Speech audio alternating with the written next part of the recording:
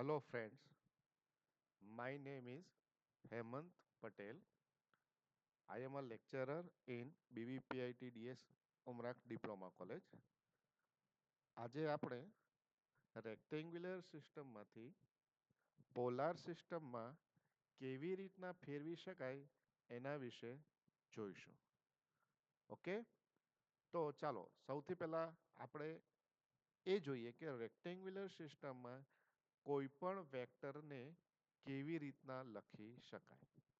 તો રેક્ટેન્ગ્યુલર સિસ્ટમમાં વેક્ટરને એના એક્સ કમ્પોનન્ટ અને વાય કમ્પોનન્ટની મદદથી દર્શાવી શકાય અને એનું ઇક્વેશન હશે x plus j y.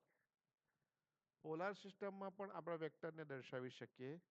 Polar સિસ્ટમમાં વેક્ટરને આપણે લખી શકીશું આર એંગલ થીટા, જ્યાં આર તમારું મેગ્નિટ્યુડ હશે અને થીટા ફેઝ ડિફરન્સ હશે.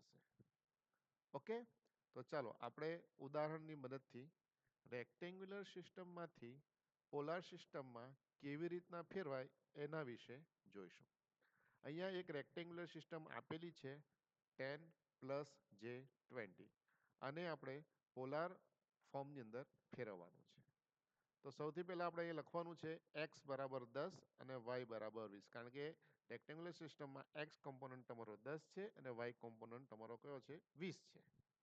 ઓકે, ચાલો હવે મેગ્નિટ્યુડ શોધવા માટેનું સૂત્ર તમારું રહેશે વર્ગમૂળની અંદર x² + y². x ની કિંમત 10 અને y ની કિંમત 20 મૂકીને આપણે ઇક્વેશન સોલ્વ કરશું તો મેગ્નિટ્યુડની કિંમત તમને મળશે 22.36. હવે પોલાર ફોર્મમાં ફેરવા માટે આપણને મેગ્નિટ્યુડ અને એંગલની પણ જરૂર પડે છે, ફેઝ ડિફરન્સ થીટાની. તો હવે ફેઝ ડિફરન્સ થીટા કેવી રીતના શોધાય એના વિશે જોઈશું. ફેઝ એંગલ થીટા શોધવા માટે સૌથી પહેલા તમારે એક વસ્તુનું ધ્યાન રાખવું પડશે કે તમારા રેક્ટેન્ગ્યુલર સિસ્ટમમાં એક્સ કમ્પોનન્ટની સાઇન પ્લસ છે કે માઇનસ. જો એક્સ કમ્પોનન્ટની કિંમત પ્લસ હશે તો થીટા શોધવા માટેનું સૂત્ર તમારે યુઝ કરવાનું છે theta is equal to tan inverse y/x. અને જો x ની સાઇન નેગેટિવ હશે તો તમારે theta is equal to 180 degree plus tan inverse y/x equation use કરવાનું રહેશે. ચાલો, તો હવે આપણા જે કેસમાં રેક્ટેન્ગ્યુલર સિસ્ટમમાંથી પોલાર સિસ્ટમમાં ફેરવવાનું છે તેમાં ફેઝ ડિફરન્સ કેવી રીતના શોધી શકાય એ આપણે જોશું. તો અહીંયા ફેઝ ડિફરન્સનું ઇક્વેશન છે theta is equal to tan inverse y/x. કારણ અહીંયા આપણો એક્સ કમ્પોનન્ટ પોઝિટિવ છે. તો tan ઇનવર્સ 20/10 ને આપણે સોલ્વ કરશું તો આપણને ફેઝ ડિફરન્સ મળશે 63.43 ડિગ્રી.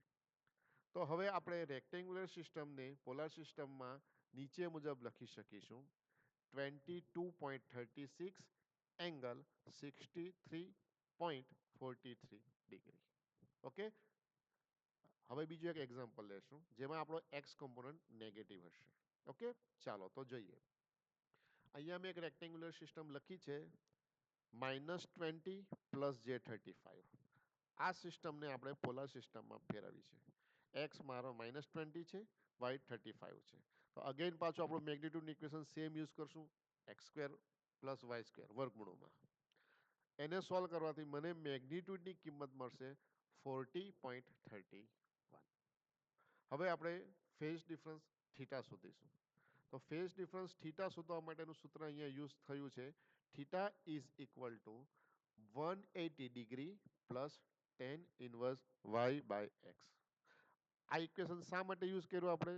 કારણ કે આપણા એક્સ કમ્પોનન્ટની કિંમત શું છે? નેગેટિવ છે. તો આ ઇક્વેશનને સોલ્વ કરશું તો આપણને phase difference theta is equal to 119.75 degree મળશે અને આપણે પોલાર સિસ્ટમમાં આ રીતના લખી શકીશું 40.31 એંગલ 119.75 ડિગ્રી.